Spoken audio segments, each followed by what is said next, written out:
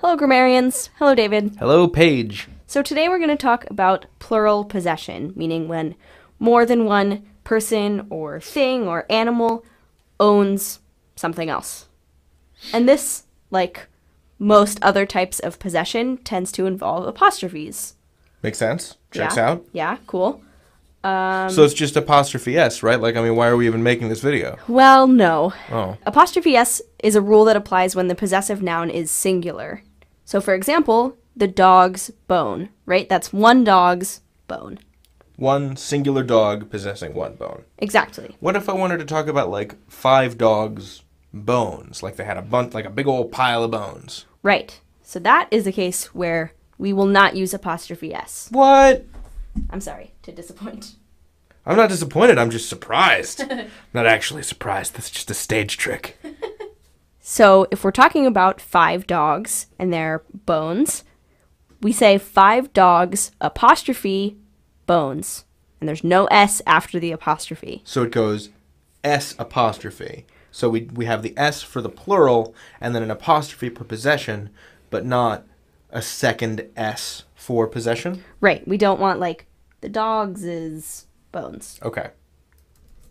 Okay, but the apostrophe at the end isn't about there being multiple bones, right? It's about there being multiple dogs? Yeah, so even if it's multiple dogs and they're possessing a singular thing, So 5 dogs all had the same favorite dog park. right, because it's the best dog park Okay. in the world. Okay.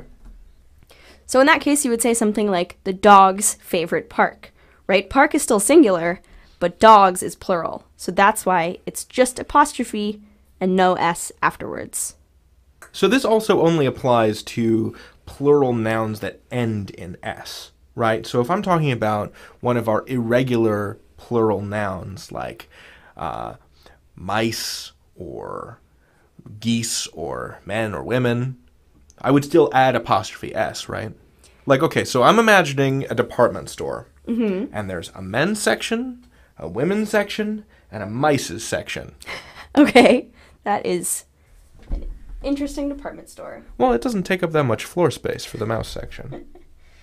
So I get that if there's more than one dog, it's D-O-G-S apostrophe. If it's a plural irregular noun that doesn't end in S, then it's still just apostrophe S, like regular possession. What about family names? Ooh, okay, that's a good question. So let's say there's a family with the last name Harper, Okay. and I am going to visit the Harper's house, Okay. right? So that's the house that belongs to all of the Harpers, the Harper family.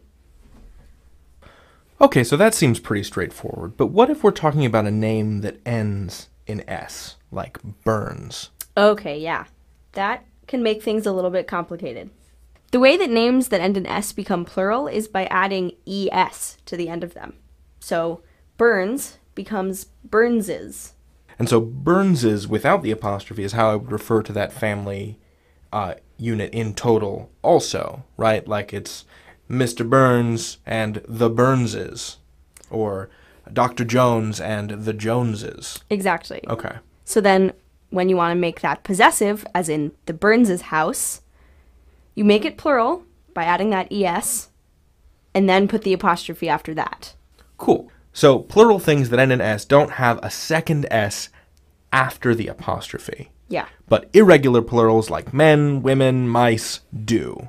Yeah. Thank you, Paige. You're welcome. You can learn anything. David out. Page out.